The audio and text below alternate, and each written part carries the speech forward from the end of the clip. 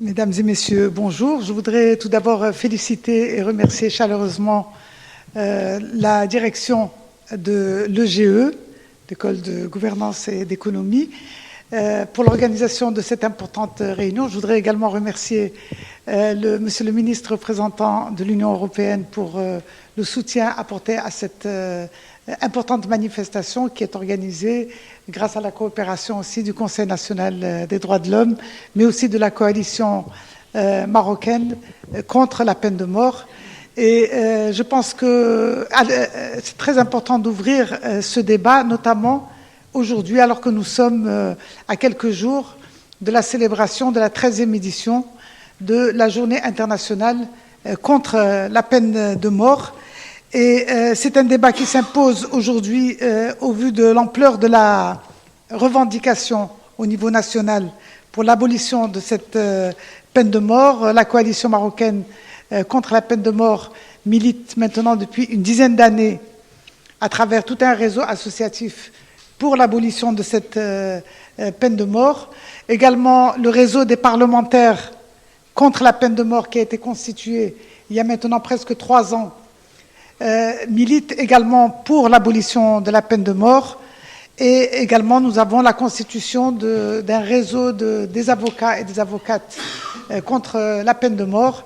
Je ne vais pas vous donner davantage de détails parce que ce sera le sujet des interventions, mais je peux vous dire que le réseau des parlementaires contre la peine de mort a déposé une proposition de loi au Parlement en vue de l'abolition totale et universelle de la peine de mort, aussi bien du code pénal que du code de procédure pénale, aussi bien que du code de la discipline militaire, pour lesquels on estime que c'est une peine qui est totalement dépassée, c'est une peine qui est sauvage, qui est violente, qui porte une atteinte essentielle à l'intégrité physique et morale des personnes, et également une peine qui porte atteinte à un droit fondamental qui est le droit à la vie. Nous avons le droit d'être optimistes, étant donné que des pas importants ont été franchis, et notamment depuis que le droit à la vie est devenu un droit constitutionnel à travers l'article 20, et que le législateur fait obligation à la loi d'inclure d'inclure des mesures pour protéger le droit à la vie, et également l'article 22 qui parle de l'intégrité de toute personne. Également, voyant que notre pays a ratifié la Convention contre la torture, c'est totalement, disons, inconcevable qu'on puisse en même temps se proclamer opposé à la torture et qu'en même temps on puisse pratiquer une peine qui est la forme extrême, la forme supérieure de torture, qui est justement le fait de porter atteinte au droit à la vie. Alors j'estime que ce débat, au sein de cet établissement qui forme les futurs leaders, hommes et femmes de notre pays, c'est une chose qui est extrêmement importante. Le débat est très important et nous avons, en tant que réseau des parlementaires, nous avons agi en vue d'ouvrir un débat national sur la question de la peine de mort. Cette revendication a été, ou ce mot d'ordre a été lancé déjà par le Conseil national des droits de l'homme et également lors du Forum mondial des droits de l'homme qui s'est tenu en novembre 2014. Il y a eu également la lettre royale qui s'est félicitée de tout ce mouvement en vue de l'abolition de la peine de mort et qui a appelé à l'approfondissement du débat pour qu'on puisse effectivement disons, franchir ce pas qui va beaucoup servir notre pays. Alors je ne vous en dis pas plus, parce que nous avons des intervenants compétents et prestigieux, et également qui sont parfaitement au fait de toutes ces questions. Nous avons donc 4 intervenants, et je voudrais solliciter leur coopération pour que les interventions puissent ne pas dépasser 10-12 minutes, pour qu'on puisse effectivement consacrer le maximum de temps au débat, sachant que ce qui ne pourra pas être dit dans les interventions initiales pourra être redit en réponse aux questions qui j'espère ne manqueront pas d'émaner de la salle.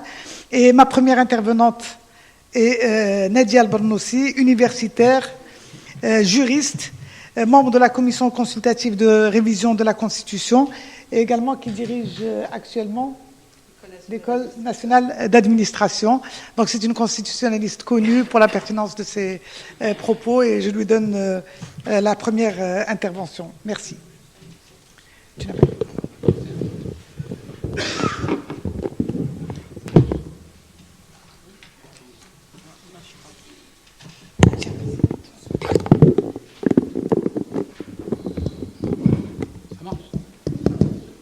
Oui.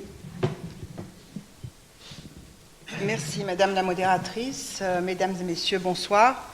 Je voudrais tout d'abord remercier l'École de gouvernance et d'économie de m'avoir invité et de m'avoir permis de contribuer, aussi modestement soit-il, à cette réflexion qui nous tient tous à cœur et qui est la question du droit à la vie, ou de manière plus précise et plus percutante, la question de l'abolition de la peine de mort.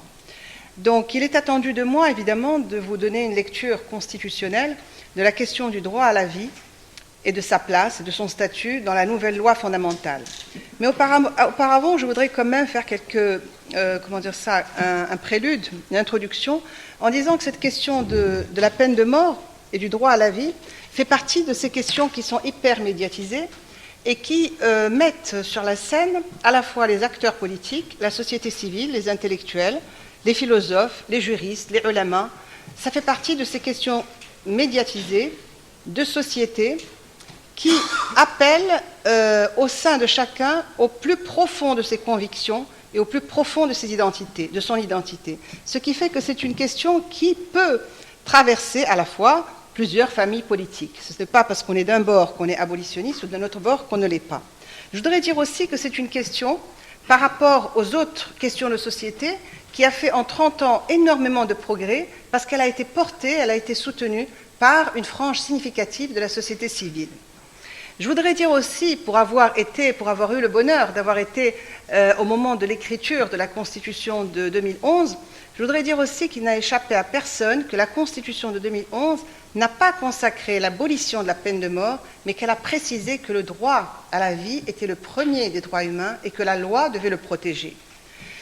Et je voudrais vous dire aussi, sans trahir le secret ou le devoir de réserve, comment les moments les plus houleux, quand nous étions en train de penser à cette nouvelle Constitution, c'était ce que j'appelle finalement pratiquement un triptyque ou une triptyque relative à ce qu'on pourrait appeler un manifeste de la dignité.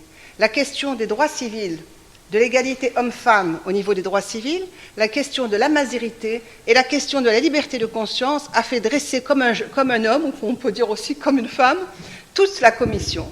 Par contre, la question du droit à la vie, de l'abolition de la peine de mort, même si c'est une cause fondamentale, elle n'a pas mobilisé toute l'attention nécessaire ou qui aurait dû être pour la question de la peine de mort. Ce qui fait, on en parlera tout à l'heure quand j'arriverai à la question du droit à la vie dans la Constitution. La question de la mazérité a eu une place fondamentale, celle de la liberté de conscience aussi, celle de l'égalité homme-femme aussi. On dirait qu'elles étaient portées par des mouvements à l'intérieur de la Commission et à l'extérieur de la Commission, ce qui m'a, à mon sens, je parle sous le contrôle de mes amis Tosi et Liazami, il me semble qu'elle a péché peut-être par conviction, non pas au sein de la Commission, mais au sein du lobbying et des groupes de pression à l'extérieur. Alors moi, ce que je vous propose, c'est de faire, dans un intervalle de 12 minutes, une présentation en 3 points. La carte géographique pénale, en premier point. Deuxièmement, les textes internationaux en la matière. Et troisièmement, quelle est la position du Maroc, c'est-à-dire ce qui nous intéresse. Quand on regarde la carte géographique pénale, on se rend compte qu'il y a 106 États qui sont des États abolitionnistes de droit, qu'il y a 36 États qui sont abolitionnistes de fait, et qu'il y a 59 États qui continuent à exécuter. Dire aussi que la majorité des démocraties n'exécutent plus, mais dire aussi que des grands pays, ne serait-ce que par l'histoire, par la géographie, par la puissance économique ou civilisationnelle, continuent à exécuter. Et c'est ce qu'on appelle les rétentionnistes, à la tête desquels on a l'Irak, l'Iran, l'Arabie saoudite et les USA. La position des USA, elle contribue à décomplexer les pays émergents qui se posent encore la question de savoir s'il faut abolir ou ne pas abolir. Ce Ce qui est intéressant aussi à savoir, c'est que dans la zone MENA, à ma connaissance, mais peut-être je parle aussi sous le contrôle du bâtonnier Chamé, de mon ami, et 2 pays seulement ont ratifié le protocole pour l'abolition de la peine de mort, c'est Djibouti et la Tunisie. Récemment, la Tunisie. Non. Pourtant, je viens d'avoir les Tunisiens au téléphone. Non, non, pas l'abolition. La ratification du protocole additionnel au pacte. Oui, voilà. Mais ils l'ont fait récemment. Alors, pourquoi je parle de ces pays? Parce que ça va me donner un ricochet par rapport à la position française. J'en parle, non pas parce que c'est un modèle, mais parce que on est proche de ce système. Les Français ont commencé d'abord par mettre une loi sur la peine de mort, l'abolition. Ensuite, ils ont révisé la Constitution au moins une dizaine d'années plus tard. Ensuite, ils ont ratifié le protocole. Donc la position française, ça a été en 3 étapes. D'abord, je fais une loi, sous Mitterrand. Ensuite, pas par référendum, mais par congrès, avec les professionnels de la politique, parce que le référendum aurait certainement dit non, ils ont révisé la Constitution, ce qui leur a permis de ratifier le protocole additionnel au Pacte international des droits civils et politiques. Alors, revenons, deuxième point, les textes internationaux en matière. Il est important de savoir qu'il y a une différence entre le droit à la vie et l'abolition de la peine de mort. Quand on regarde les textes internationaux, on voit que la Déclaration universelle des droits de l'homme, mais on voit aussi que le Pacte international des droits civils et politiques, et on voit aussi que la Convention européenne des droits de l'homme parle beaucoup plus du droit à la vie, presque inconditionnel, mais pas de la peine de mort. La peine de mort va venir, l'abolition de la peine de mort va venir quand il y aura le protocole numéro 13 à l'abolition de la peine de mort en toutes circonstances, et quand il y aura le 2e protocole facultatif au Pacte international des droits civils et politiques. Donc j'ai trouvé important de parler des textes internationaux en la matière pour dire qu'il y avait une ascension graduelle. On a commencé par consacrer le droit à la vie pour arriver plus tard de manière plus précise à l'abolition de la peine de mort en toutes circonstances et de manière inconditionnelle. Alors la position du Maroc. La position du Maroc, d'abord les engagements du Maroc. Le Maroc a signé évidemment la Déclaration universelle des droits de l'homme. Il a signé aussi le 2e protocole facultatif relatif à la peine de mort, mais il n'a pas ratifié ce 2e protocole additionnel à la peine de mort. Donc on attend toujours, mais tout à l'heure peut-être... Hein? Non, il ne l'a pas ratifié, je me suis trompée. Il n'a pas signé, pas ratifié. Donc on est dans une position où il n'y a ni signature, ni ratification. Donc à ce niveau, le Maroc est encore en retard. Donc au niveau de ses engagements, il faudrait faire en sorte pour qu'on puisse voter pour le moratoire, pour l'abolition de la peine de mort à chaque fois qu'il y a l'Assemblée générale des Nations unies et se mobiliser pour ça. L'attitude du chef de l'État. L'attitude du chef de l'État, depuis 1994, il y a eu souvent des amnisties royales sur toutes les condamnations à mort. Il y a eu aussi ce qu'on appelle des initiatives répétées de grâce royale qui contribuent à équilibrer un petit peu la politique punitive. Et puis, le chef de l'État avait chargé à l'époque le CCDH de mettre en œuvre les conclusions de l'IER en 2005. Et dans ces conclusions de l'IER, prévoit l'abolition de la peine de mort et la ratification du 2e protocole. Récemment, il y a eu le chef de l'État, autour du discours du 9 mars, qui a exprimé que les judicieuses conclusions de l'IER devaient être prises en considération. Et dans les judicieuses conclusions de l'IER, il y a à la fois l'abolition de la peine de mort et la signature et la ratification du protocole. Quelle est la pratique marocaine sur cette question? Donc le Maroc est abolitionniste de fait depuis 1993. Il y a eu une réforme du Code de procédure pénale, un projet, et dans ce projet, on prévoit que quand on doit prononcer une peine de mort, il faut qu'il y ait une unanimité du jury, et il faudrait limiter les infractions de 36 à 6 pour qu'il y ait une diminution des infractions. Voilà, qui n'a pas encore abouti. Donc, je pourrais dire que le débat sur la peine de mort au Maroc est l'un des plus avancés de la zone MENA, grâce notamment à la coalition marocaine contre la peine de mort qui regroupe des ONG, dont l'AMDH, l'OMDH, l'Association des barreaux, etc., etc. Maintenant, l'éclairage constitutionnel. Alors, comme j'ai dit tout à l'heure, on peut se pencher au niveau de la Constitution et essayer de chercher quelles sont les dispositions dans la Constitution qui peuvent porter cette cause de l'abolition de la peine de mort. J'en ai énuméré au moins 8. La première, c'est l'article 20, qui dit que le droit à la vie est le premier des droits et que la loi doit protéger ce droit. Donc la Constitution, elle consacre et elle renvoie au législateur comment consacrer ce droit à la vie, comment le mettre en œuvre et quels sont les délais, etc., etc. Donc ça, c'est le premier point. Le deuxième point, le préambule de la Constitution. Le préambule de la Constitution parle de la dignité. Et quand j'ai parlé tout à l'heure de la masérité, la liberté de conscience et l'égalité homme-femme, si vous ajoutez le droit à la vie, ça pourrait être les 4 droits fondamentaux qui pourraient faire partie de ce qu'on pourrait appeler le manifeste de la dignité. Donc le deuxième point, c'est le préambule. Le troisième point, la Constitution de 2011, mais sa devancière, en 1996, déjà disait que le Maroc adhérait aux droits de l'homme tels qu'ils sont universellement reconnus. Donc le troisième point, c'est que le Maroc s'engage et adhère à ce qu'on appelle les droits de l'homme tels qu'ils sont reconnus au niveau de leur universalité et au niveau de leur indivisibilité. Donc c'est un package qu'il faut prendre dans son ensemble. L'adhésion aussi au droit international humanitaire. Le préambule de la Constitution, dès la 6e ligne, dit que le Maroc voudrait être un État de droit démocratique. Donc un État de droit et démocratique, c'est un État qui protège les droits fondamentaux. Et parmi les droits fondamentaux, il y a ce qu'on appelle le noyau dur de droits indérogeables, même en temps de guerre, c'est le droit à la vie, l'interdiction de la torture, l'interdiction de l'esclavage et le principe de non-rétroactivité de la loi pénale. Donc si vous voulez, dès le début, quand on lit dans la Constitution qu'on adhère à un État de droit démocratique et social, on doit adhérer au principe du noyau dur des droits indérogeables.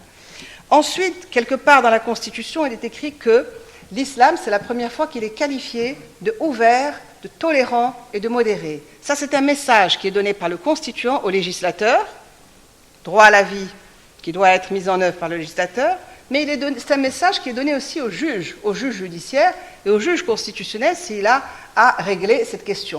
Et je suis sûr que les avocats sont déjà en train de préparer un argumentaire pour l'exception d'inconstitutionnalité, pour dire tout simplement que l'article du Code de procédure pénale qui consacre la peine de mort est un article qui est tout simplement contraire à l'article 20 de la Constitution qui protège le droit à la vie.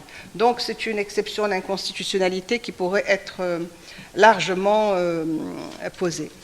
Bon, j'ai encore des choses à dire que je laisserai pour le débat, mais peut-être pour conclure, que faire? Parce que c'est bien beau de dire qu'est-ce qu'il y a dans la Constitution, qu'est-ce qu'il y a dans les textes internationaux, quelle est la position du Maroc. Une nouvelle intéressante, c'est que depuis 1993, il n'y a pas d'exécution. Mais il y a des jugements pour la peine de mort qui ont été, des sentences qui ont été faites en 2004 et en 2003. Donc ça, c'est déjà, ouais, ça, c'est déjà un point. Le point positif, c'est qu'il y a un moratoire. Le point négatif, c'est que les sentences continuent.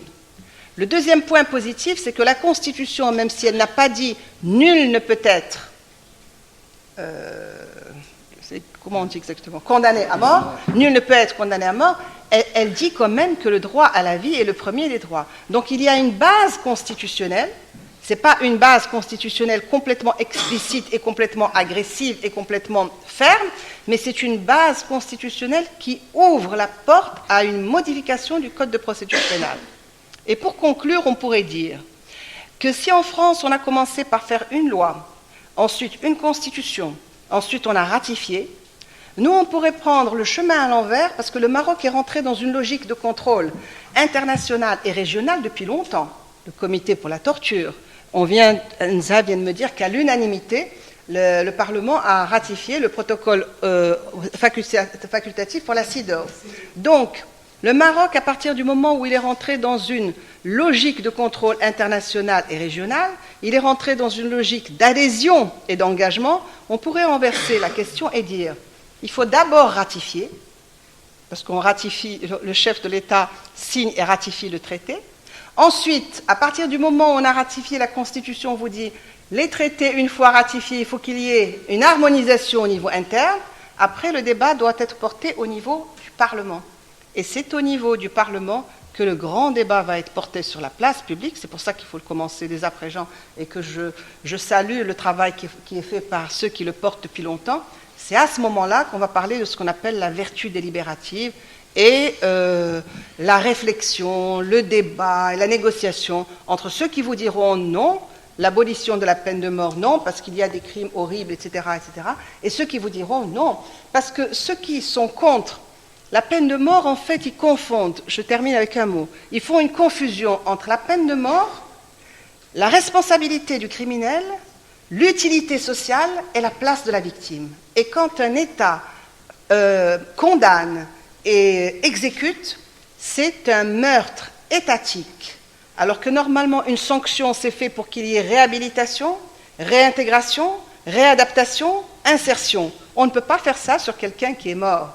Donc, le caractère irréversible de la peine de mort, il enlève toute idée de repentance. Je vous remercie. Merci beaucoup Nadia Bernossi. Vous avez terminé sur les paroles qui étaient exactement le sujet de la conférence de presse qui a été organisée ce matin par la coalition marocaine contre la peine de mort et les deux réseaux des parlementaires et des avocats contre la peine de mort avec comme titre « Pas de justice pénale avec la peine de mort ». Effectivement, la peine de mort ne permet absolument pas ni d'avoir un jugement équitable, ni d'avoir une justice pénale de quelque façon que ce soit. Et pour ce qui concerne le Maroc, dans la Constitution, en plus des articles que vous avez cités, l'article 22 assure le droit à chaque personne, c'est-à-dire que nul ne peut porter atteinte à l'intégrité physique de quiconque, c'est-à-dire que c'est une garantie supplémentaire pour interdire à quiconque, disons, d'exercer cet acte aussi violent que le fait d'enlever la vie à quelqu'un. Donc les arguments constitutionnels sont très forts et je vous remercie beaucoup de nous avoir donné beaucoup d'éléments dans ce sens. Et concernant le Maroc, si effectivement on n'a pas exécuté la peine de mort depuis 1993, depuis la fameuse affaire de Thabit, par contre nous avons été particulièrement déçus de voir le Maroc à 5 fois consécutives refuser de rendre ce moratoire de fait, de le rendre moratoire de droit, puisqu'il n'a pas signé le moratoire qui a été présenté par l'Assemblée générale des Nations Unies de façon 5 fois de suite. Et donc la dernière fois, c'était en décembre 2014. Et on a eu la déception, malgré toute la campagne qu'on a menée pour que le gouvernement marocain puisse effectivement signer ce moratoire, on a eu la déception de voir encore une fois le Maroc s'abstenir, alors que des pays comme la Tunisie ou l'Algérie ont franchi le pas de voter en faveur du moratoire. Et nous avons encore beaucoup de batailles pour qu'en décembre 2016, si on n'a pas déjà procédé à l'abolition de la peine de mort, au moins que le Maroc puisse effectivement signer le moratoire des Nations Unies pour l'arrêt de l'exécution de la peine de mort. Et ça nous donnerait une garantie qu'il n'y aurait pas un retour en arrière concernant l'exécution de la peine de mort, chose qui n'est malheureusement pas absente de l'idée de nos responsables, puisque il y a effectivement une proposition de loi du PJD qui vise à diminuer le nombre de peines et également sur le mode d'exécution de la peine de mort, qui pourrait nous faire craindre un retour en arrière et le retour à l'exécution de la peine de mort. Donc, pour nous en dire davantage, je donne la parole à un grand militant de l'abolition de la peine de mort, Cédric Liazemi, qu'on ne présente pas, président du Conseil national des droits de l'homme. À vous la parole. Merci Madame la Présidente et mes chers amis. Merci à l'Union européenne et à l'SGE d'avoir organisé ce débat en cette journée internationale pour l'abolition, qui marque un moment important de la mobilisation de l'ensemble des abolitionnistes à travers la planète. J'aimerais, mes collègues qui sont ici à la tribune parleront probablement des arguments rationnels qui appellent à l'abolition et à renforcer ce combat pour l'abolition. J'aimerais vous inviter simplement et vous inciter à un petit voyage littéraire. Autour de 1830, Victor Hugo, qu'on ne présente plus, lui, connaît, parce qu'il est beaucoup plus connu que moi, et qui a été le précurseur de beaucoup d'abolitionnistes. Victor Hugo écrivait un roman qui s'appelle Le dernier jour d'un condamné à mort, où un condamné à mort, le récit se présente à la première personne, et présenté déjà, lorsqu'on le relit, il est disponible sur le net, hein, donc il n'y a aucun problème pour le relire. Lorsqu'on le relit, on voit bien que tous les arguments sont déjà là esquissés. Tous les arguments que nous n'arrêtons pas d'essayer de défendre par tous les moyens sont déjà là. Et 160 ans après, un grand écrivain américain, noir américain, Ernest Gaines, ça s'écrit G-A-I-N-E-S, a écrit un roman que je trouve, moi, parmi les plus beaux romans que j'ai jamais lus de ma vie. Ça s'appelle « Dites-leur que je suis un homme ». Il coûte autour de 10 €, hein, donc vous pouvez l'acheter. Et j'espère qu'un jour, d'ailleurs, la coalition le traduira en arabe, ainsi que le livre de Victor Hugo. Et dans ce roman d'Ernest Gaines, c'est l'histoire d'un jeune noir américain condamné à la peine capitale pour assassinat, bien évidemment, et qui est innocent. Et en fait, et en même temps, il est analphabète. Et donc, grâce à une visiteuse de prison, il apprend à lire. Et donc, il écrit. Et on a ce roman qui est assez petit. On a un double récit. La visiteuse qui raconte comment ses visites, comment elle fait ses efforts pour alphabétiser ce garçon, et ce garçon qui raconte en alphabétique, c'est-à-dire qui écrit la véritable histoire. Qui démontre qu'il est totalement innocent. Et je trouve que c'est un des plus beaux aussi romans qui illustre cette noble cause.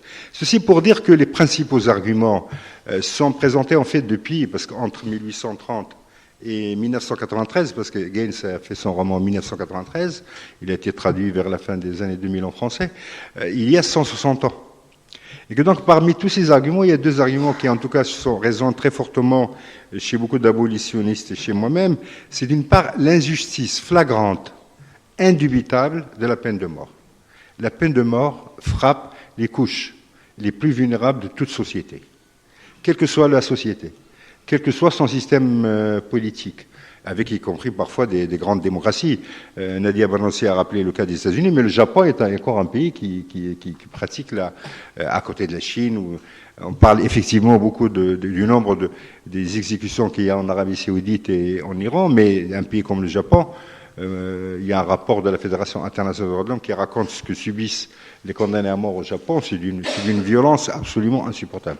Donc, mais dans toutes les sociétés, quelle que soit la période historique, ce sont les couches les plus pauvres et parfois d'anciennes victimes qui sont frappées par cette peine. Et quel que soit. Donc cette dimension, à mon avis, sociale, d'injustice sociale incontestable, n'est pas assez mise en avant. Bien évidemment qu'il y a les principes humains et universels qui plaident pour l'abolition. Il y a la bataille juridique qui plaide, et je crois aussi que pour avoir, il y a quelques années, il y a 3 ans, je crois, avoir visité le couloir de la peine de mort à Knetra, ce sont des pauvres, des gens les plus marginalisés d'une société, les plus démunis de la société. On sait par exemple que le nombre de Noirs américains qui sont dans les prisons américaines et dans les couloirs de la mort américaines sont notamment dans ces couloirs de la mort parce qu'ils n'ont pas les moyens de se payer les avocats qu'il faut. Et que donc l'argent, la richesse décident du sort de la vie. En plus des principes, comme j'ai dit, ça. Et l'autre chose qui est absolument insupportable dans cette peine, en tout cas à mes yeux, c'est ce qui a été dit par Nadia, qui est l'irréversibilité. Il n'y a pas de possibilité de retour face à ce que Victor Hugo appelait, comme Nadia vient de le rappeler, un meurtre judiciaire. C'est un véritable meurtre judiciaire. C'est une victoire, d'une certaine manière, du meurtrier, puisqu'il arrive à imposer d'une manière indirecte, implicite par la logique du dispositif, il arrive à imposer le fait que l'État prononce la peine le crime qu'il a commis. Donc c'est une sorte mais en cas d'erreur judiciaire, il n'y a pas de retour. Et je trouve que c'est aussi parce que même lorsque, par exemple, ce qui est dans le cas marocain, on imagine qu'on va réduire le nombre des peines susceptibles d'être passibles de la peine capitale, on avoue implicitement que peut-être, comme société et comme pays, on a exécuté des personnes qu'aujourd'hui on n'exécuterait pas. Genre, même dans cette démarche qui semble faite d'ouverture, de prise en compte des évolutions. Dernière remarque, Sa Majesté le Roi, dans son discours prononcé par M. Ramid au Forum mondial des droits de l'homme à Marrakech, a appelé à approfondir le débat de société. C'est pour dire, à mon avis, moi j'y vois un grand message d'espoir, c'est-à-dire parce qu'il faut bien évidemment, et la démocratie c'est la gestion pacifique des points de vue diversifiés, y compris sur cette question, et donc il faut qu'on approfondisse ce débat, et à mon avis, et bien évidemment que la bataille autour du code pénal, du code de procédure pénale qui est inscrite à l'agenda législatif sera un moment important, mais je crois qu'on a une responsabilité d'amplification du débat de société. C'est-à-dire que ma conviction personnelle, c'est que la société marocaine, dans son immense majorité, comme toutes les sociétés humaines, est favorable à l'abolition. Même s'il y a en même temps, dans la société marocaine, comme dans de nombreuses sociétés à travers le monde, le développement de toutes ces rhétoriques et ces instrumentalisations du sentiment d'insécurité. Et cela se développe aussi dans notre société. Et donc, on peut avoir comme ça, en voyant un certain nombre de comportements sur les réseaux sociaux, dire que la société est plutôt pour le maintien de la peine. Personnellement, je ne le crois pas. Je pense que nous avons une responsabilité de trouver d'autres modalités d'implication, d'autres secteurs sociaux dans ce combat pour l'abolition.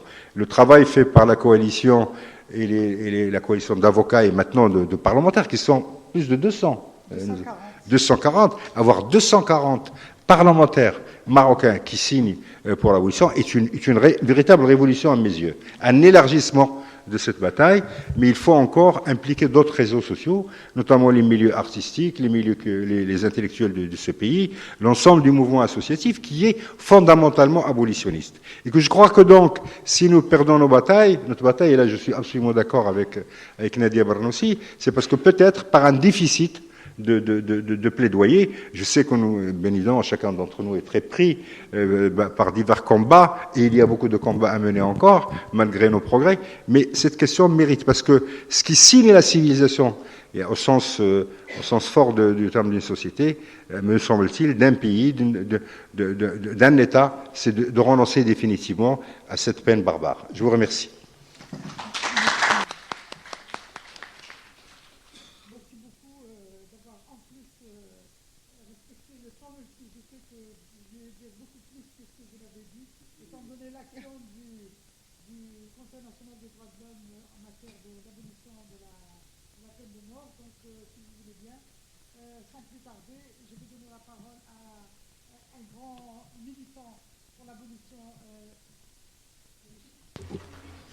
Le son est mieux comme ça. Excusez-moi. Donc maintenant, je vais donner la parole à un grand militant abolitionniste qui est le doyen, enfin le naqib, le bâtonnier. À force de parler en arabe, j'en oublie mon français. Donc naqib Abdelrahman Jami, qui est bâtonnier, coordinateur de la coalition marocaine contre la peine de mort et également coordinateur du réseau des avocates et avocats contre la peine de mort. À vous la parole, c'est Abdelrahman Jami.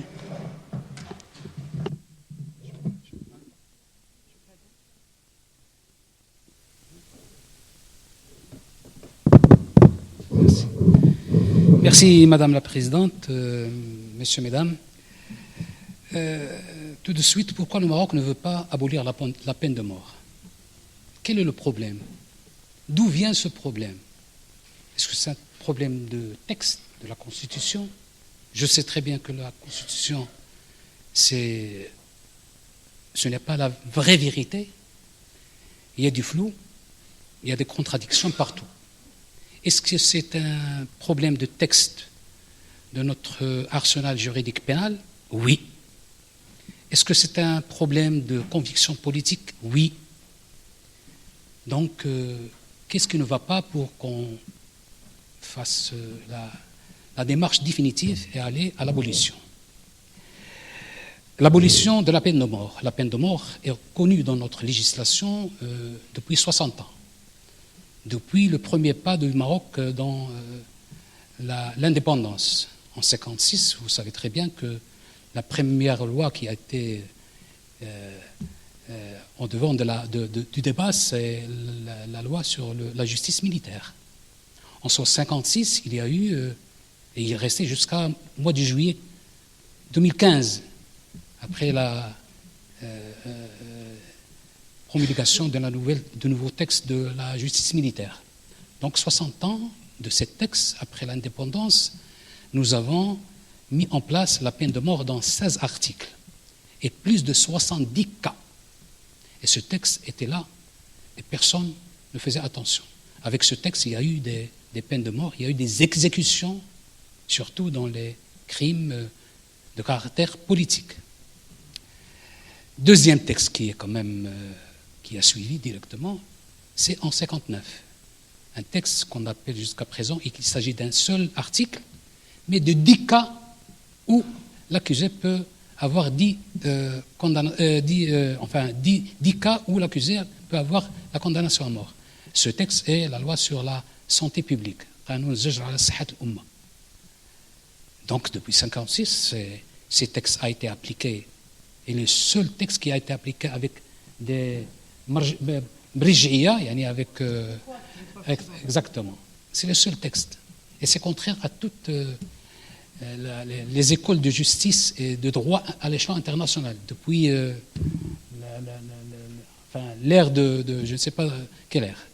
Troisième texte, c'est en 62, c'est-à-dire, vous voyez, c'est 56 à 62, le premier texte, le deuxième, le troisième, c'est le code pénal, qui est en cours jusqu'à présent, après des modifications. Et de ce code pénal qui est en cours jusqu'à présent, lorsqu'on voit qu'il dicte 37 articles, vous serez étonné si je vous dis qu'on a compté dans le réseau des avocats 37 articles, il s'agit de 937 cas. 937 cas qui sont condamnables à la peine de mort. L'article 181, vous allez trouver plus de 260 cas. Un article de 10 lignes. Donc, notre arsenal est assez riche de la peine de mort. Il y a eu des modifications. La loi 2003, il a ajouté, bien sûr, des cas de peine de mort, la loi sur le terrorisme. Donc, c'est notre histoire. C'est enraciné dans notre culture juridique. C'est ce qu'on fait apprendre à nos étudiants de toutes les facultés de droit. Et jamais la justice n'a pu éviter l'application de ces textes, y compris le texte unique de 1959, là où il existe un seul article. Dernièrement, ça a été appliqué en 2012, dans un cas d'un Portugais qui a été poursuivi à Casablanca pour commercialisation des denrées un peu, etc. Donc c'est applicable. Ce ne sont pas des textes qui sont morts, ce sont des textes qui sont mis en exercice, qui sont appliqués. Il y a des gens qui souffrent dans les couloirs de la peine de mort en application avec ce texte. Bien entendu, on n'oublie pas ce qu'a fait les abolitionnistes, les ONG, les partis politiques démocratiques dans le processus pour la démocratie, l'installation des fondements de l'état de droit, et dans le contexte de changer notre législation pénale qui souffre de plusieurs maux. Et ils étaient l'objet de plusieurs critiques à l'échelon international. Notre ami, M. Yazami, le président du CNH, peut nous parler à ce sujet en connaissance de cause. Il a connaissance de cause. Donc, il y a eu quand même un plaidoyer durant plusieurs années pour changer cette législation. Et vous croyez qu'on ne peut pas parler de l'état de droit sans parler de la législation, dans le cadre juridique dans lequel tous on est obligés à circuler. Personne n'est hors de ces textes. Donc le texte de droit est un texte, le texte de loi est un texte qui est fondamental dans notre vie de société. Partout, on est obligé à faire référence au texte de loi.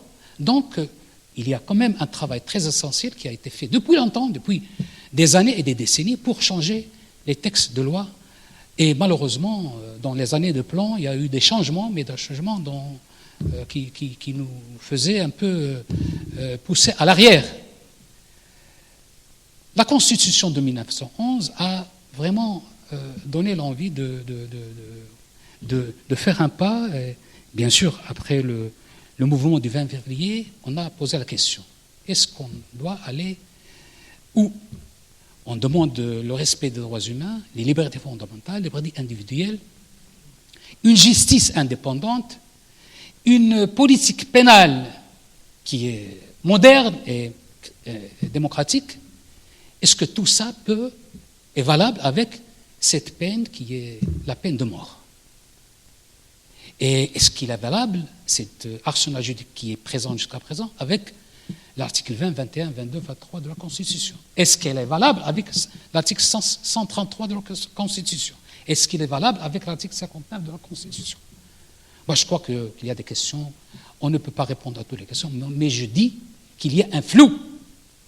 C'est pour cela que les deux projets qui sont là, sur la place publique, sur le débat, on se met de nouveau des moyens qui sont terriblement choquants, parce qu'il y a le gouvernement qui plaide pour l'abolition, pour le maintien de la peine de mort.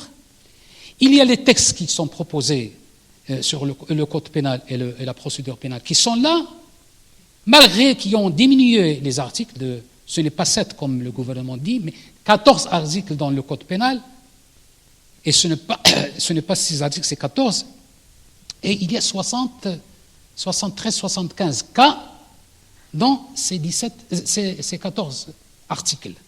Donc, il y a toujours ce projet, soi-disant projet, qui est quand même, porte bien la peine de mort, porte bien la trace du sang. Je dis, entre parenthèses, que parmi ces 14 articles qui sont dictés dans le projet, il y a 7 articles qui sont là, qui soulignent la peine de mort pour des crimes de caractère politique. Et ces 7 articles portent 234 cas. Mais vous voyez comment cette inspiration, ce n'est pas de la charia, c'est d'une conviction politique un peu arriérée, conservatrice. Parce que la charia, notre droit pénal, notre arsenal du droit pénal, n'a pas de ses origines une source qui est rattachée à la loi ni du charia, ni d'autres choses. En 1956, il n'y a pas la commission des ulama qui ont légiféré la loi de 56, de 59, de 62. Ce n'est pas le conseil des ulama, ni un imam, ni un muezzin. Ce sont les pénalistes, ce sont les profs de droit marocains et français. Il n'y a pas eu d'inspiration de la loi musulmane dans notre arsenal juridique pénal. Donc pourquoi on pose la question de la charia lorsqu'on parle uniquement de la peine de mort? Uniquement de la peine de mort. C'est absurde, c'est un peu de la politique politicienne. C'est déminu de la vérité. En plus de ça, si on applique la peine de mort pour les 3 sortes de qasas ou tazir ou qasas ou tazir ou l'hudud, pourquoi on n'applique pas la peine de mort, d'autres peines qui trouvent leur source dans la charia? Pourquoi on a choisi de défendre la peine de mort? Parce qu'il les tue, et on rattache la peine de mort à la charia. Je sais pourquoi, parce qu'on veut un peu influencer l'opinion publique. Et je vous dis que la peine de mort, l'abolition de la peine de mort, ce n'est pas la question de l'opinion publique. Ce sont les décideurs, les intellectuels, les juristes, les militants qui peuvent changer, comme cela a été fait dans l'histoire de l'abolition depuis le XVIIIe siècle. Socrate, d'ailleurs, a été condamné à mort en 339 avant Jésus-Christ parce qu'il a commis des crimes politiques. Donc c'est politique, la peine de mort, c'est le bras politique dans le code pénal et l'arsenal pénal pour les décideurs politiques. Et je me pose la question, et je termine, pourquoi, devant le monde entier, si on dit que le Maroc est un pays où il y a le moratoire de fait, ce que je ne comprends pas, il y a l'exécution, on a plus de 100 personnes qui sont dans les couloirs de la mort, parmi eux 2 femmes, Et il y a jusqu'à présent, en 2005, à Stade Al-Jdida, à Tanger, il y a eu des cas de peine de mort. On n'exécute pas parce que le monde va nous faire tomber notre cour, notre prison sur nos têtes. On ne peut pas tuer parce qu'il n'y a pas de décision politique de tuer. Parce qu'on fait attention à nos partenaires dans la région, on fait attention à nos partenaires en Union européenne, etc. Mais on garde la peine de mort parce qu'on fait attention à nos amis saoudiens, koweïtiens, de Khalij, et. Donc c'est un fondement politicien qui... Moi, je trouve que c'est ni le débat de la Constitution, ni de la charia, ni de l'opinion publique. On nous ment. Ce sont des mensonges politiques. Et pourquoi notre gouvernement, notre législateur n'a pas répondu oui à l'appel du président et du CNDH en juin 2014, avant le congrès mondial de Marrakech. C'est une interpellation politique et claire d'une institution constitutionnelle. Et jusqu'à présent, on bafoue tout ça, comme ça a été dit par notre professeur, l'IER, le CCDH, le CNDH et les abolitionnistes marocains. J'attends que vous réagissez. Merci beaucoup. Et je m'excuse si j'ai dépassé un peu le temps. Merci beaucoup, Maître Abdelrahim Jam'i, pour votre excellent plaidoyer qui non seulement est très argumenté, mais vient profondément des tripes. Et on partage avec vous ce plaidoyer très très fort. Et surtout pour dire que la peine de mort, ce n'est pas une peine de mort, ce n'est pas une peine efficace, comme le disent certains, pour dissuader du crime. Et il n'a jamais été prouvé que la peine de mort dissuadait le crime. Au contraire, on a les chiffres sur la criminalité et les pays qui n'exécutent pas la peine de mort, c'est là où il y a les pays qui ont aboli la peine de mort, c'est là où il y a le moins de criminalité.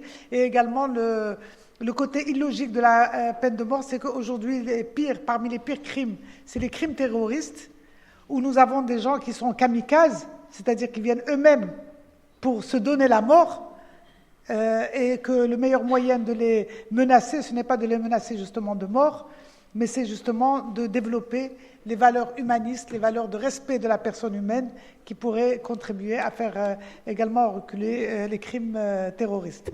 Donc je suis sûr qu'il y a beaucoup d'arguments que va encore développer notre prochain intervenant, qui est Mustafa Znaidi, chargé de projet de l'abolition de la peine de mort et membre du comité de pilotage de la coalition mondiale contre la peine de mort, mais également qui est vraiment la cheville ouvrière du mouvement abolitionniste au Maroc, que ce soit dans la société civile ou au sein du Parlement. C'est un militant convaincu de la cause de l'abolition de la peine de mort. Je lui donne la parole. Merci.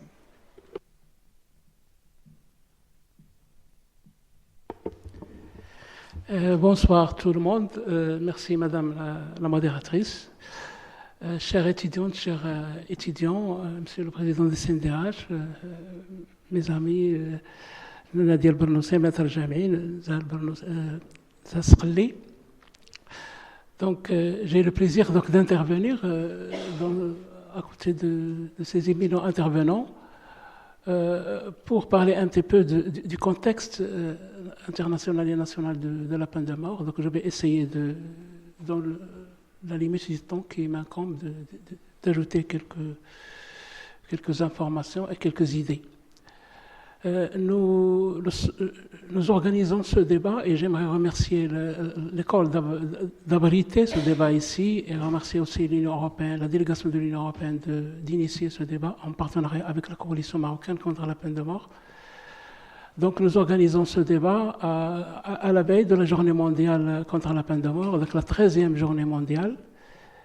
Et cette journée mondiale, donc, elle a été initiée en 2002, à quelques mois après la création de la coalition mondiale contre la peine de mort, qui est un réseau mondial d'organisations abolitionnistes de par le monde. Il regroupe les plus grandes ONG internationales de défense des droits de l'homme, il regroupe des organisations régionales et locales et des barreaux d'avocats. Donc, c'est un moment fort pour les abolitionnistes du monde. Donc, d'abord pour parler de la peine de mort, pour dénoncer donc l'existence de cette peine qui vit encore en ce début du XXe siècle, pour dire qu'il n'a pas de place dans le monde d'aujourd'hui, et aussi pour fédérer les efforts et pour tracer les stratégies et des programmes d'action pour le futur.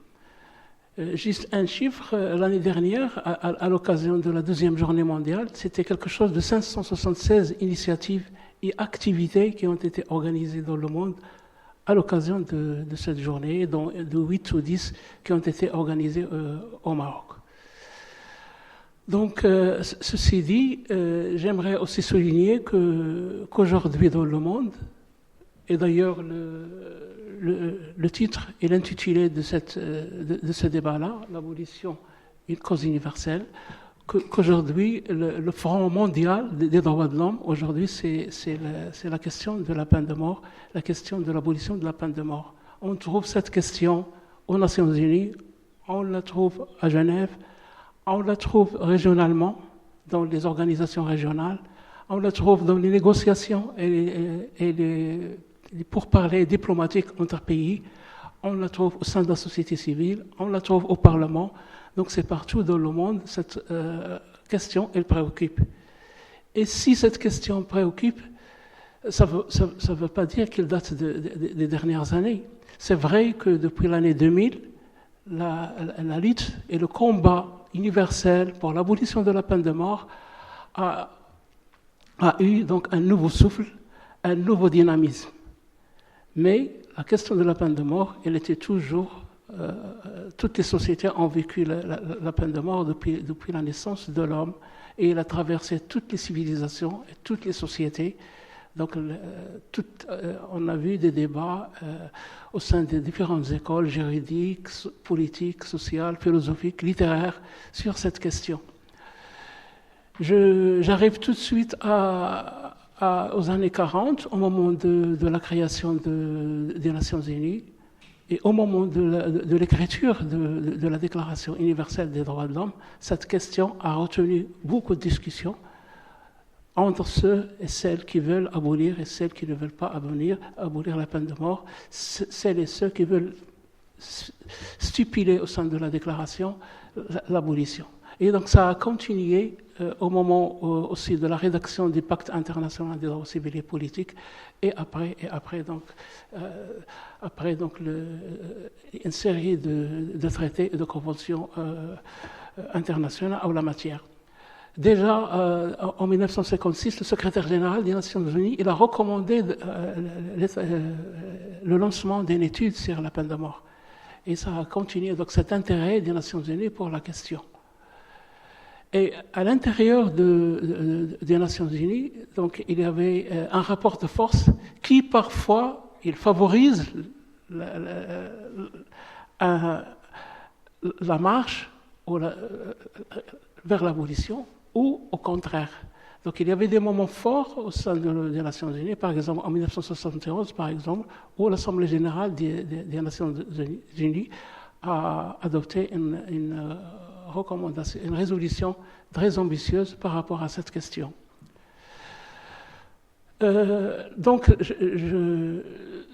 C'est donc à partir des années 2000 que ce combat a pris donc un nouveau souffle et un dynamisme grâce, d'une part, au combat et aux actions donc, de la société civile. Déjà, Amnesty International, il a commencé sa première campagne en 1977 et ça a continué. Donc c'était grâce aux actions et au mouvement abolitionniste qui est né et qui a pris de l'ampleur, et aussi grâce aux actions et des initiatives diplomatiques de pays qui sont favorables à l'abolition. Et je citerai essentiellement les pays de l'Union européenne qui ont joué un rôle fondamental au sein des Nations Unies pour essayer de pousser la communauté internationale d'adopter et d'arriver à l'abolition. Donc, comme j'ai dit, c'est un combat universel qui préoccupe actuellement toutes les sociétés. Et donc, il y a un combat, il y a des avancées graduelles, progressives, d'une année à l'autre. Et donc, je vais juste rappeler un chiffre qui a été indiqué par Mme Barnossi, mais un chiffre qui est récent, pour dire qu'à la fin de juin 2015, ce sont 161 pays qui ont aboli la peine de mort, soit 103 pays l'ont aboli totalement, 6 pays ils l'ont aboli pour les crimes ordinaires, 6 pays ils ont annoncé officiellement un moratoire, et 46 pays ils sont en situation de moratoire de fait, comme la situation du Maroc. Et en contrepartie, il ne reste que 37 pays rétentionnistes, c'est-à-dire qui pratiquent la peine de mort, dont, pendant le premier semestre 2015, dans 17 pays seulement qui ont exécuté des peines. Donc pour dire, et on compare ces chiffres par rapport aux chiffres des années passées, on trouve toujours qu'il y a une avancée. D'année en année, il y a une moyenne de 2 pays par année qui progressent vers l'abolition, soit en abolissant, soit en déclarant des moratoires, etc. Donc il y a des avancées, il y a des progrès d'année en année, et les chiffres montrent, comme je dis par exemple, que 37 pays qui sont rétentionnistes aujourd'hui, dont 17 qui ont exécuté pour le premier semestre, pour dire que les pays rétentionnistes, ils sont minoritaires d'année en année. Ça, c'est le premier indicateur. Je ne vais pas m'étaler sur les chiffres, ils sont significatifs de par les régions du monde. Malheureusement, notre région, la région MENA, qui est la région sombre, en plus de l'Asie, notamment la Chine. Si on prend la Chine avec l'Iran, l'Arabie Saoudite et l'Irak, ce sont 96% des exécutions dans le monde aujourd'hui. Donc c'est le premier indicateur. Le deuxième indicateur, ça a été dit aussi par Mme Barnossi, je peux insister là-dessus, c'est la question de ratification du deuxième protocole facultatif se rapportant au pacte international des droits civils et politiques. Vous savez, comme a dit Mme Barnossi, c'est le seul instrument international qui abolit la peine de mort. Et les pays qui ratifient ce protocole ou adhèrent à ce protocole, ils sont tenus donc d'abolir la peine de mort. Aujourd'hui, c'est 81 pays qui ont ratifié ou adhéré à ce traité international. Là aussi, il y a des progrès, il y a des avancées d'année en année. Le troisième indicateur, c'est le combat au sein de l'Assemblée générale des Nations unies. Mes amis, ils ont parlé de la résolution sur le moratoire. Cette résolution, elle a été initiée par l'Union européenne et parrainée par de nombreux pays au sein des Nations unies. Donc, cette résolution, il contient des paragraphes, dont un paragraphe qui appelle les pays du monde qui n'ont pas encore aboli la peine de mort à instaurer un moratoire sur les exécutions en vue de l'abolition de la peine de mort. C'était en fait, au lieu de rester au sein des Nations Unies à militer ou à travailler directement pour l'abolition, donc les pays européens, avec les parrains de cette résolution, ont vu nécessaire d'instaurer cette trêve sur les exécutions, donc pour instaurer ce moratoire, pour permettre aux pays par la suite donc, de réfléchir à l'abolition et pour pouvoir par la suite prendre la décision d'abolir. Une minute. Donc cette résolution, elle a été présentée aux Nations Unies 5 fois, et chaque fois, donc 2007, 2008, 2010, 2012, 2014, elle sera présentée en 2016. Cette résolution, chaque fois, donc elle a été adoptée avec une majorité, et cette majorité, elle est grandissante chaque fois. Donc en 2014, la résolution elle a été adoptée par 111 pays, donc qui ont voté pour cette résolution, et contre uniquement 38 pays qui ont voté contre, alors que les autres pays, 34, qui se sont abstenus dans le Maroc. Si je présente ces indicateurs-là, c'est juste pour vous dire que la question de l'abolition, il avance dans le monde et qu'il y a des progrès significatifs qui se réalisent d'année en année et qu'on a d'espoir pour voir l'abolition se réaliser un jour. Je m'arrête là et merci. Beaucoup, vraiment, on a eu droit à des interventions très intéressantes, très variées, très riches. Maintenant, la parole est à vous, sans plus tarder. Toutes les questions sont le bienvenu, les additions, les demandes d'explication, on est pour, on est contre, on a le droit de s'exprimer de façon franche et directe, sans aucune réserve. À vous la parole.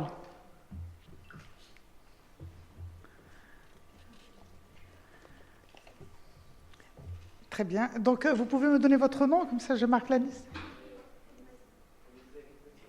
Naam. Monsieur Tlemceni, d'accord. Je vais prendre le nom de tous ceux et celles qui veulent la parole. Et vous, mademoiselle? Pauline Chambost. Oui. Qui encore? À qui puis-je... Soufiane. Oui, votre... Yann. Ok. Qui encore? Oui, votre nom, s'il vous plaît? Diallo. Ok. J'ai 1, 2, 3, 4, 5 intervenants. Y a-t-il encore quelqu'un? On commence par les 5 pour ouvrir l'appétit. Alors, si Tlemceni? Bonsoir. Tout d'abord, permettez-moi de vous remercier de cette ces riches et précieux témoignages.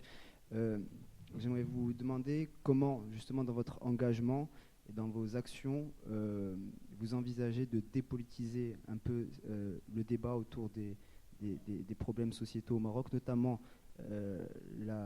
l'abolition de la peine de mort, qui me semble tout de même, après avoir entendu des termes clés comme moderne, conservateur, relativement politisé, et si on arrive un jour à une opportunité de pouvoir débattre de cette abolition de manière formelle au Parlement par exemple, justement comment dépolitiser cette question et comment en faire une cause réellement universelle, et par rapport à des questions qui sont ces temps-ci, particulièrement à cause des médias, trop souvent politisées.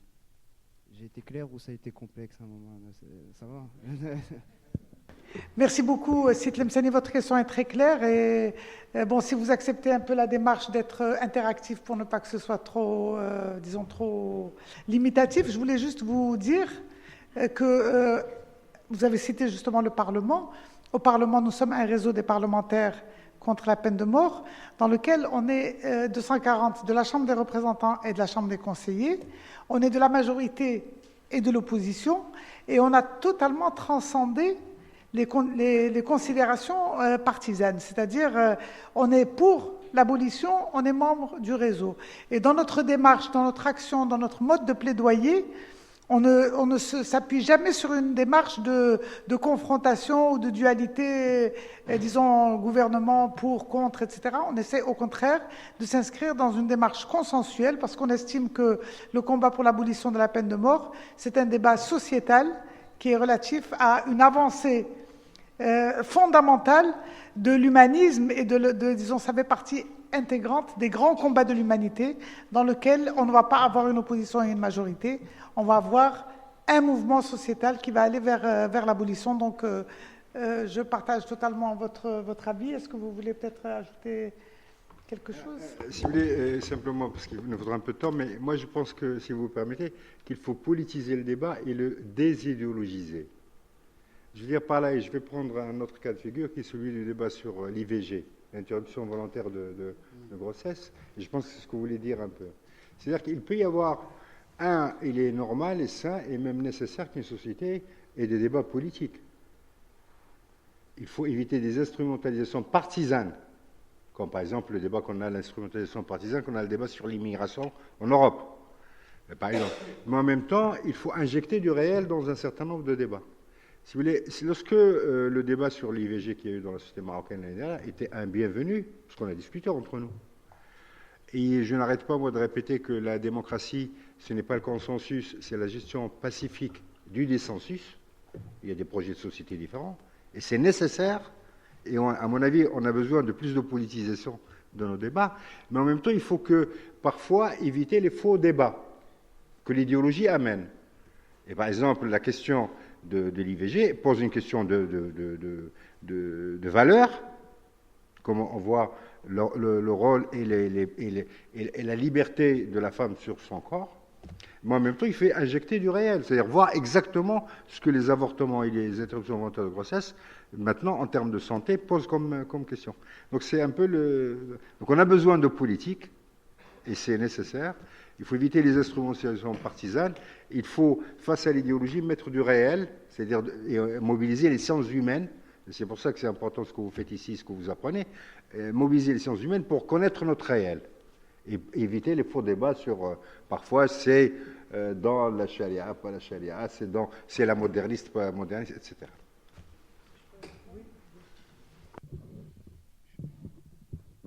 Pour aller dans le sens de...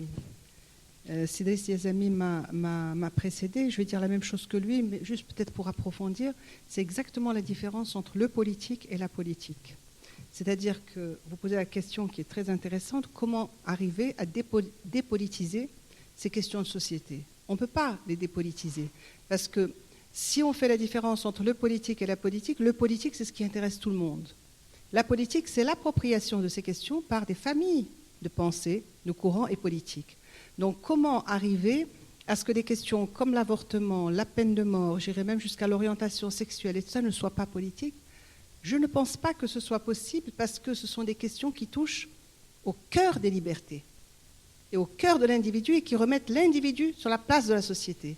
Et là, on se pose la question de savoir si on est pour un projet de société moderne où l'État devient svelte, discret, et laisse ces choses se faire, ou bien si l'État entre dans la question de l'avortement. Finalement, la question de l'avortement, ça veut dire que l'État rentre finalement dans ma gestion, mon autonomie, ma vision de la santé, etc. Donc c'est ce fil qui est très ténu entre quelle est la place de l'État et quelle est la place de l'individu. Est-ce qu'au Maroc, aujourd'hui, en réglant des questions comme celle de l'avortement et celle de la peine de mort, est-ce que l'État est, comme dans les États de droit, discret, svelte, ou bien il se met en avant? Quand on a tous ces articles du Code de procédure pénale avec des 900 cas et 700 cas, mais l'État est à l'intérieur de la sphère privée. En plus de ça, Madame Sradli, quand on parle de la peine de mort, c'est une question de la politique, la vraie politique pénale, des sciences politiques. 2 siècles de débats en France, depuis le premier débat en 1791, après la Révolution, jusqu'à 1981. 2 siècles de débats politiques au sein du Parlement, avec des projets, avec des débats houleux, avec des avancées, avec des régressions. Et c'était quand même, ce n'est pas la politique politicienne, la vraie politique, c'est le débat pour des questions de société. Donc on ne peut pas... quand on met le chapeau de religionnaliser la peine de mort, ça c'est de la politique politicienne. Ça c'est de la mauvaise interprétation de la question de la peine de mort. Pour rappeler le caractère politique de l'affaire, en France, quand il y a eu la loi de 1981 pour abolir la peine de mort, juste après, il y a eu 28 projets de loi pour retourner à la période où il y avait la sentence de peine de mort. Donc, ils sont passés à la constitutionnalisation de l'abolition pour qu'il y ait un caractère presque irréversible. C'est pour... Et le 8 mai 2015, c'est-à-dire cette année, dans Le Monde, le 8 mai, Ipsos a rendu public l'enquête. Et il s'est avéré que 52% exactement en France. Officiellement, c'est publié dans Le Monde de 8 mai. Très bien. Mais les politiques, ils ont leur mot à dire et les abolitionnistes sont là. D'accord. Donc, effectivement, on ne peut pas enlever le caractère politique de cette bataille. Quand j'ai parlé de la démarche du réseau des parlementaires, c'est par un esprit pragmatique pour faire avancer les choses, mais je peux vraiment vous dire que sur les 8 partis qui sont représentés au Parlement, qui ont un groupe parlementaire au Parlement, nous avons des députés et des conseillers de tous les groupes parlementaires, à l'exception d'un seul. Je vous laisse deviner lequel. Maintenant, la parole est à mademoiselle ou madame Pauline Chambost. Bonjour, en fait c'était justement à propos de la coalition des parlementaires. Je voulais savoir, vous, quand vous faites votre plaidoyer auprès des parlementaires qui ne font pas partie de la coalition, en général, quel est l'argumentaire mis en avant, comment ils justifient leur position de conservatrice? Oui, très bien. Par curiosité. Très bien. Est-ce que vous voulez peut-être qu'on groupe l'ensemble des questions? Comme ça, comme ça, on pourra ne pas être trop long dans l'ensemble des réponses. Donc, je répondrai tout à l'heure, ou d'autres parmi nos intervenants répondront à la question. Contre l'abolition. Maintenant, la parole est à Soufiane. Soufiane? J'ai entendu ou bien le nom ou bien le prénom. Je rebondis sur la question de Maître El Jamaï par rapport à la religion. À votre avis, comment peut-on concilier une vision humanitaire, humaine et sociétale, et une vision religieuse? Si on prend l'exemple du ministre de la Justice, qui prend l'exécution de la peine de mort, est-ce qu'il y a possibilité de concilier les deux visions? Une vision religieuse et une vision humaine. Merci. Humaine. La parole est à Yann. Bonsoir à nos intervenants et merci pour vos précieux éclaircissements sur la question de la peine de mort. Alors, je suis journaliste et donc j'ai préparé 4 questions. Je vais essayer de les énumérer assez rapidement. La première, elle est pour vous, Madame Skelly. Il est acquis aujourd'hui que le PJD s'est clairement positionné pour le maintien de la peine de mort. Alors, vous qui avez participé au gouvernement précédent, il est clair que les choses ont évolué, mais alors qu'est-ce qui a empêché l'État de prendre un engagement clair contre pour l'abolition de la peine de mort? C'est-à-dire, la position ne date pas du PJD. Qu'est-ce qui a empêché les choses d'avancer clairement avant? La deuxième question, alors, elle est pour Madame Bernoussi et Monsieur Yazami, vous qui avez évoqué le caractère irréversible de la peine de mort. Alors, je veux savoir si l'argument il vaut toujours pour les criminels récidivistes. Je ne vais pas parler juste des terroristes, mais par exemple des meurtriers en série.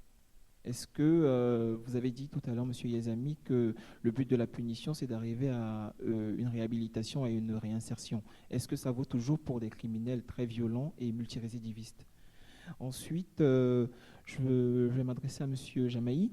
Alors, c'est parce que c'est pour l'aspect juridique de la question. Alors, les juges aujourd'hui, ils sont au courant de l'évolution du débat de société sur la peine de mort.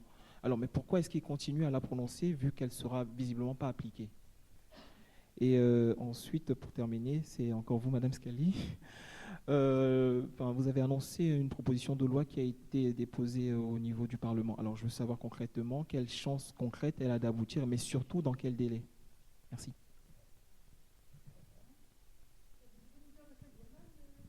Alors, c'est pour la dépêche du Maroc qui sera lancée au cours du mois. On est en préparation. La dépêche du Maroc.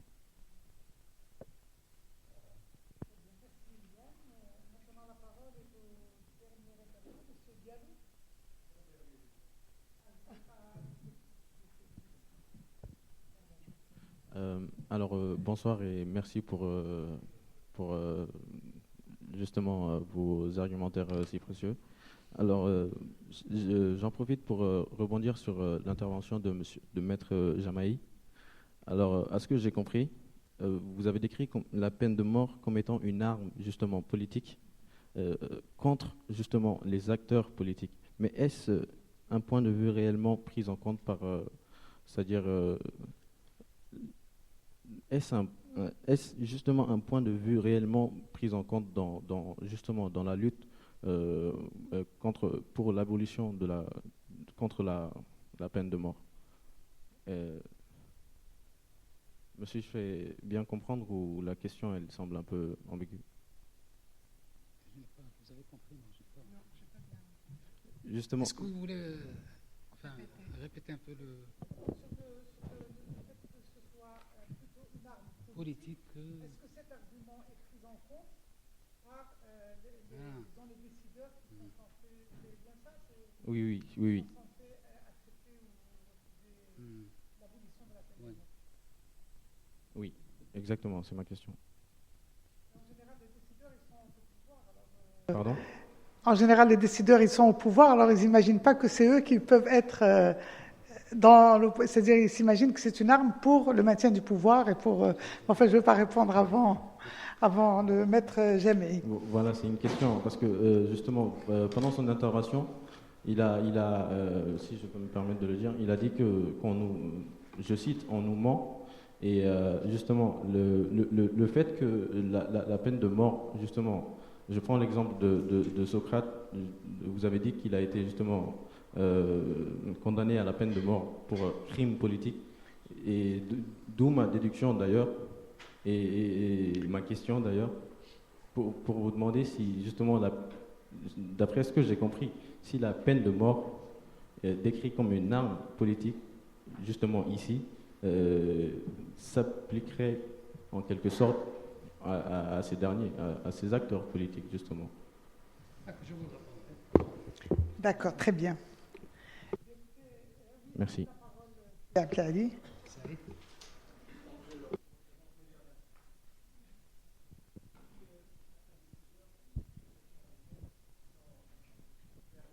Pour le maintien de la peine de mort, tiennent des propos à propos de la peine de mort, des propos que certains qualifient de populistes, émotifs, conservateurs.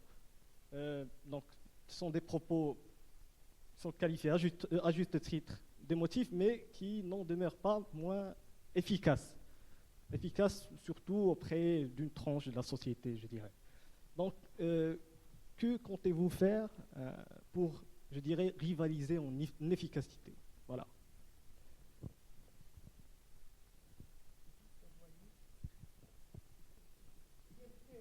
Je vous remercie. Est-ce que je n'ai pas oublié quelqu'un qui aurait demandé la parole? Oui, allez-y.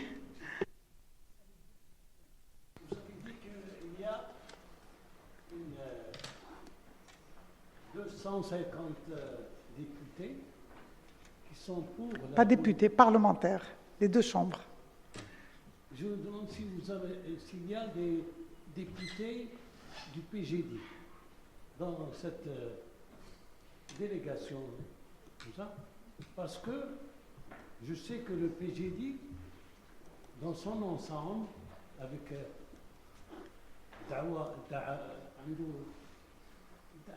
هذا بالعربية مش مشكلة.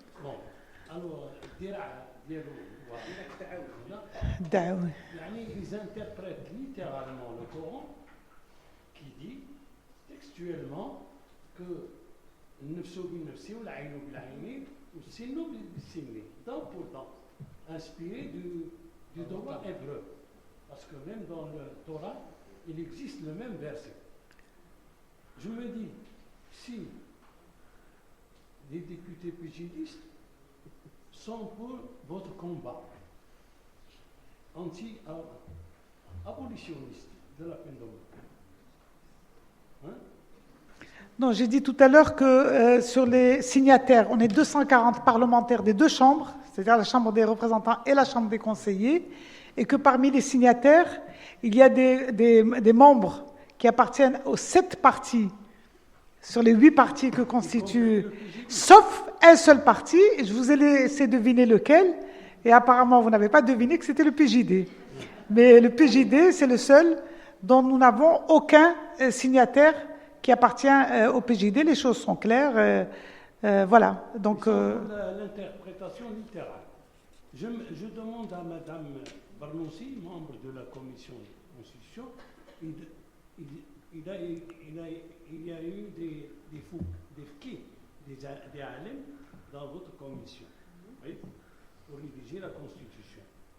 Ils sont en général contre l'abolition de la peine de mort. Parce qu'il y a toujours cette interprétation littérale du Coran. Et c'est ça l'obstacle. Donc, vous avez un long parcours à faire, surtout si le mandat du gouvernement PJD est renouvelé. Il y a... Il ne faut pas parler trop vite. Il y a une distance à parcourir. C'est ce que je pense, hein, la question. Je vous remercie beaucoup de toutes vos questions. Il y en a un certain nombre qui me sont adressées, mais je commence par les intervenants qui m'ont précédé pour savoir si jamais vous avez pas mal de questions qui vous ont été posées également. Oui, je suis Abtisar. Bien sûr, il y a deux sortes de visions qui sont respectables et dans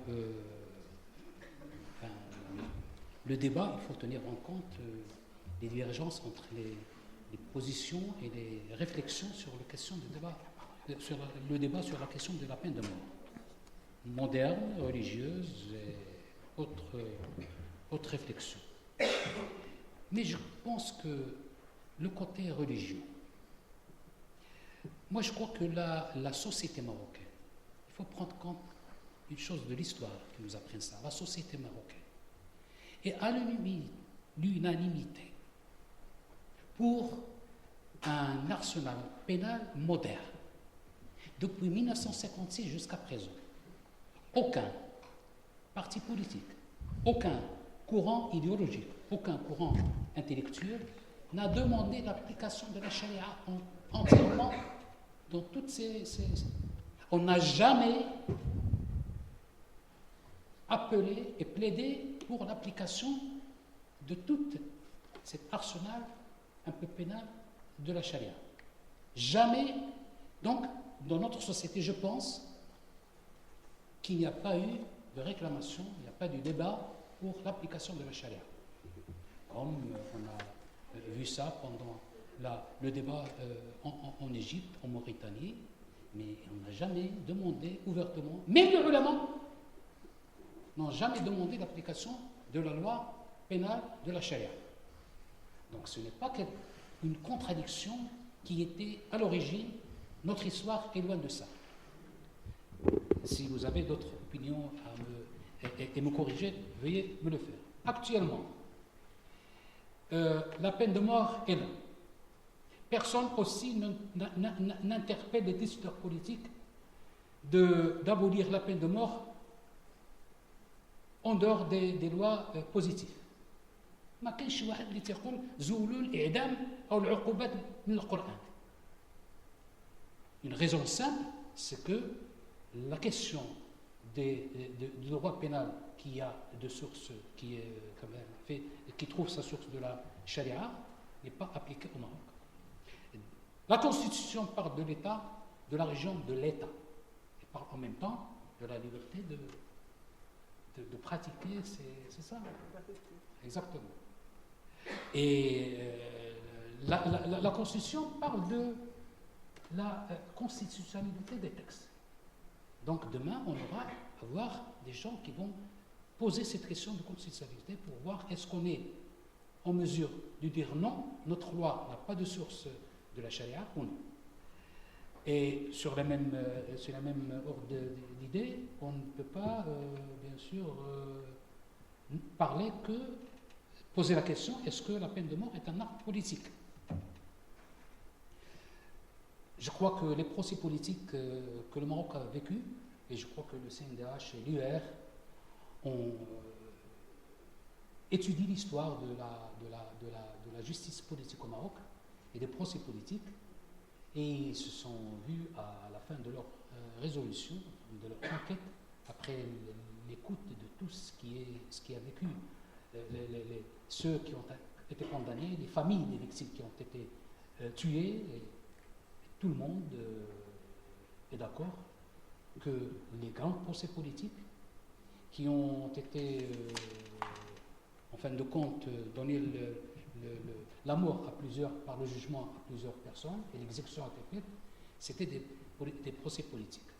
Et le seul procès qui a été exécuté, enfin, je pense que la seule exécution qui a été faite en dehors des procès politiques, c'est le procès de Tzabtis. Et les autres procès jusqu'à présent, et les autres condamnés n'ont pas été exécutés, ils sont au nombre de plus de 100 personnes. Ils sont condamnés dans des affaires d'autres de délit commun. Monsieur le bâtonnier, je vous rappelle les questions sur la récidive.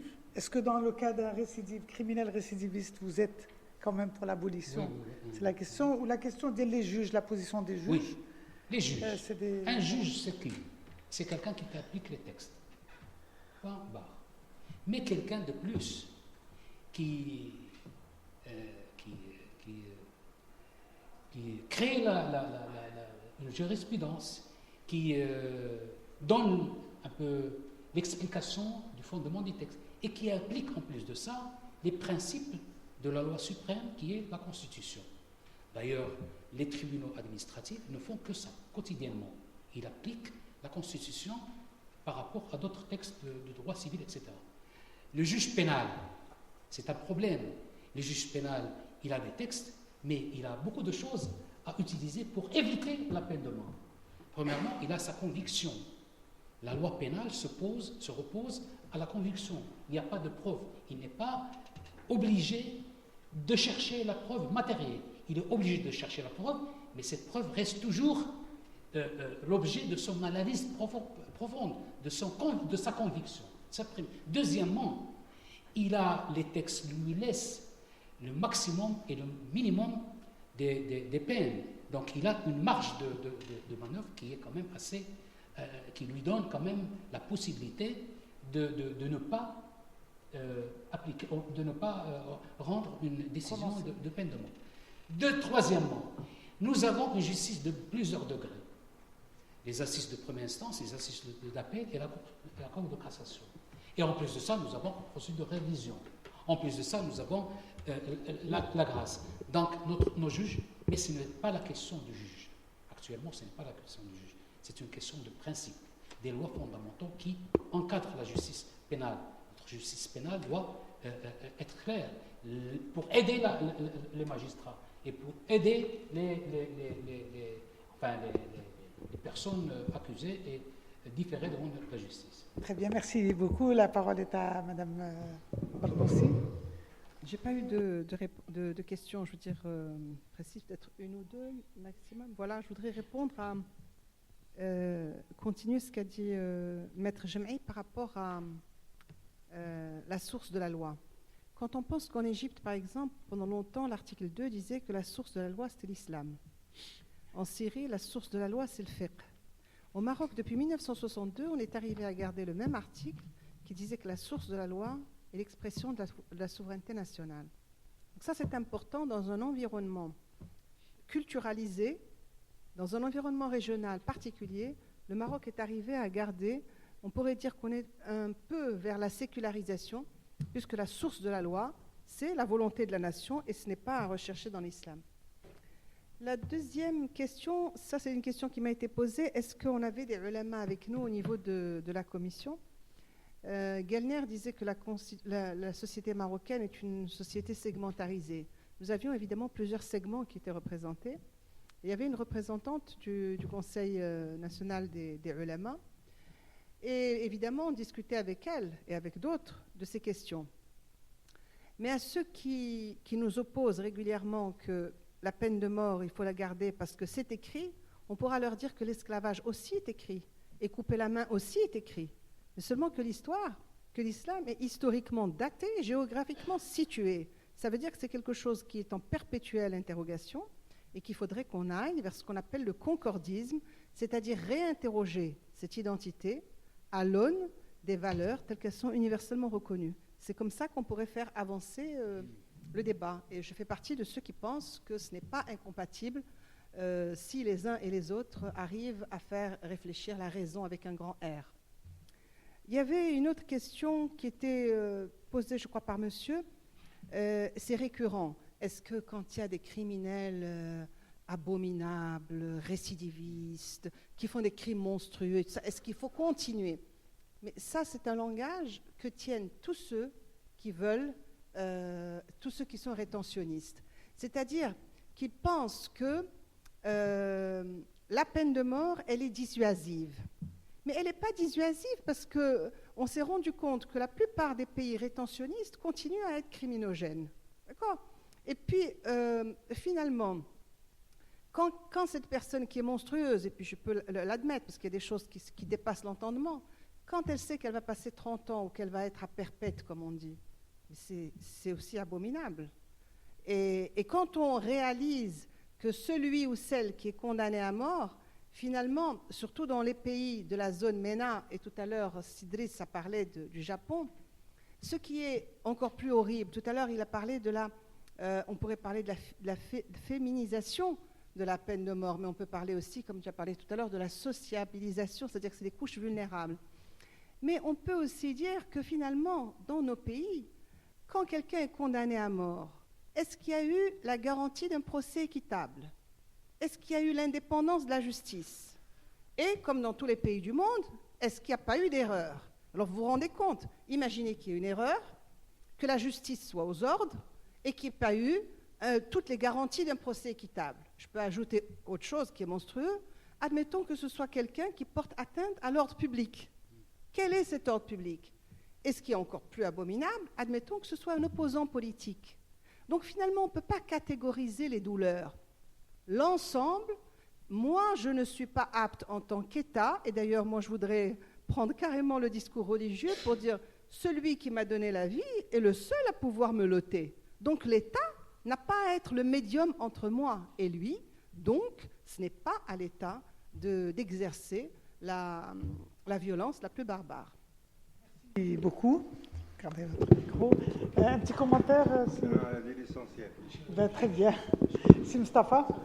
Très bien. Donc, il me reste à répondre à quelques questions, quoique effectivement, les réponses qui vous ont été données étaient très riches et très convaincantes. Mais mademoiselle Pauline m'a posé la question concernant au Parlement quels étaient l'argumentaire qui était utilisé. Et la réponse est claire, c'est essentiellement l'argumentaire religieux. On nous dit que non, parce qu'on est un pays musulman et parce que Sharia, mais je serais tentée de vous poser la question, bon, ça a été dit par Madame Nadia Barnossi, qu'est-ce qui est plus grave, de couper la main ou de couper la tête? Eh bien, couper la main, qui reste somme toute dans l'échelle de l'horreur moins grave que de couper la tête, eh bien, on a renoncé complètement à couper les mains des voleurs. Il y a très très très peu de pays dans le monde qui coupent les mains des voleurs. Alors pourquoi C'était un traitement cruel, inhumain, dégradant, et donc couper la tête, c'est encore beaucoup plus grave. Et là aussi, tout l'argument a été donné, mais en aucun cas, on ne peut dire que c'est une recommandation de l'islam de couper les têtes ou d'appliquer la peine de mort, parce que même quand on parle de l'qisas, on en parle comme un justificatif pour préserver la vie, parce qu'auparavant, il y avait les tribus qui s'entretuaient quand il y avait un meurtre ou qu'il y avait une vie qui avait, quand il y avait quelqu'un qui avait tué une autre personne d'une autre tribu, il y avait les tribus qui s'entretuaient, et donc la justification de l'islam, c'était pour dire lakum fil qisasi hayat, c'est-à-dire en acceptant de faire œil pour œil et dent pour dent, vous préservez la vie de toutes les personnes qui auraient pu être sacrifiées, disons, du fait de ces batailles tribales. Donc, ce qui fait l'idée première de la religion, de l'islam et de toutes les religions, c'est de considérer que la vie est sacrée et que, comme vous l'avez dit, elle appartient à Dieu seul, et que donc ce n'est pas en aucun cas une recommandation en plus.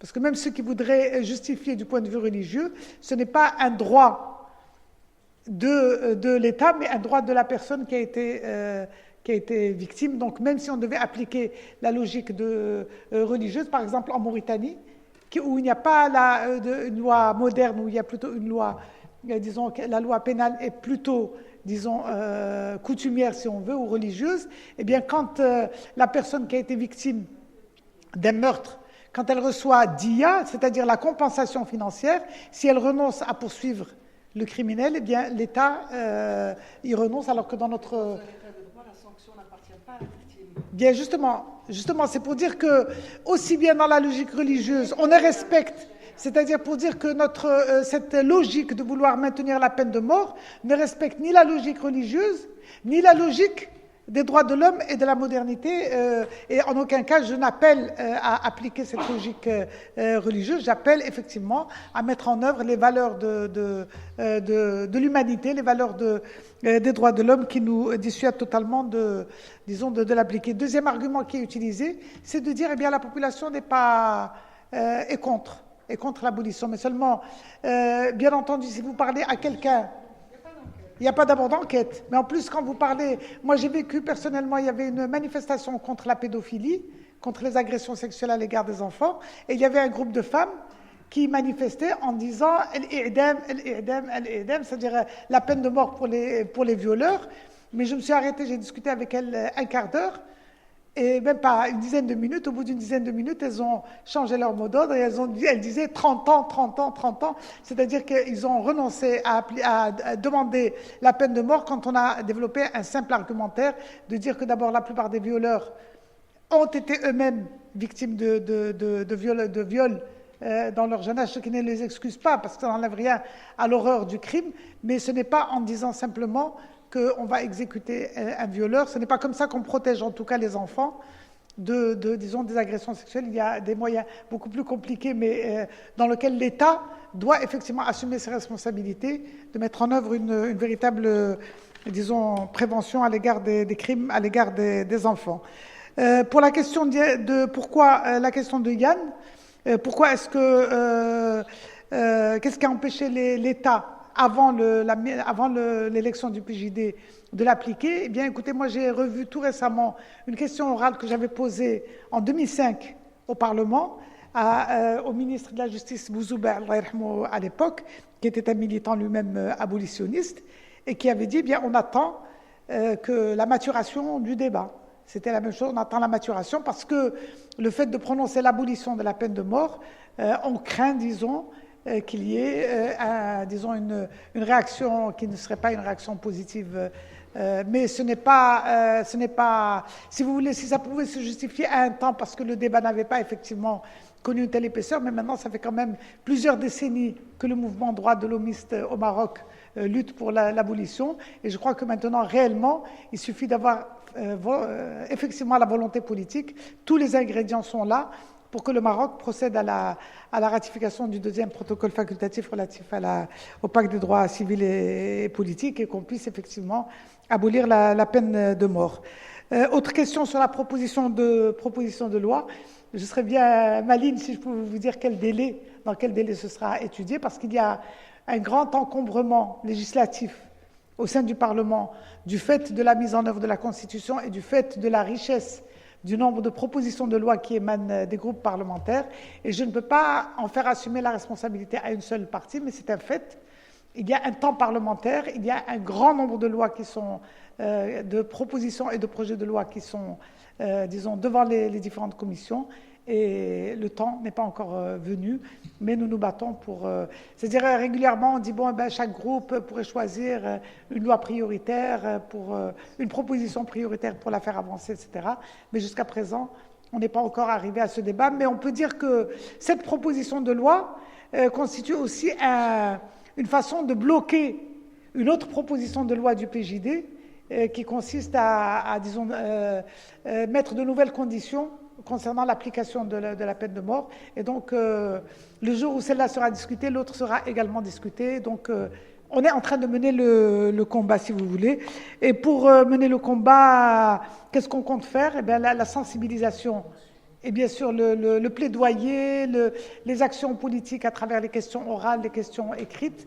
Et il y a une coordination entre toutes les coalitions pour l'abolition de la peine de mort. Et au sein en tout cas du réseau des parlementaires contre la peine de mort, on a préparé le projet d'un film grand public qui serait un film de qualité et qui pourrait effectivement contribuer à sensibiliser l'opinion publique. On est encore à la recherche d'un financement qui pourrait nous permettre de financer ce film qui serait produit par une grande réalisatrice marocaine. Et bon, ça, je pense que ça contribuera. C'est pas un secret, mais bon, on préfère laisser les choses, disons, venir le moment voulu. on a un projet, on a travaillé sur ce projet et on attend de pouvoir effectivement financer ce film qui pourrait relancer le débat et qui pourrait en tout cas contribuer à sensibiliser l'opinion publique sur le fait que la peine de mort, c'est loin d'être la solution à tous les problèmes d'insécurité et de violence. Bien au contraire, je pourrais peut-être conclure sur cette question, c'est que l'État ne peut en aucun cas se dédouaner de la protection de la vie en appliquant la peine de mort ou en menaçant d'appliquer la peine de mort. C'est bien au contraire en menant des politiques disons, qui assurent la sécurité de tout, la sécurité au sens large, pas la sécurité au sens policier du terme uniquement, mais au sens large, la sécurité humaine, qui inclut également les droits humains fondamentaux, c'est-à-dire le droit aussi à la vie, le droit à la dignité, le droit au travail, le droit au savoir et tout le reste. Bon, j'espère que j'ai un peu essayé de répondre aux questions qui restaient. Je vous remercie infiniment, toutes et tous, de votre participation et je vous dis à la prochaine, Inch'Allah.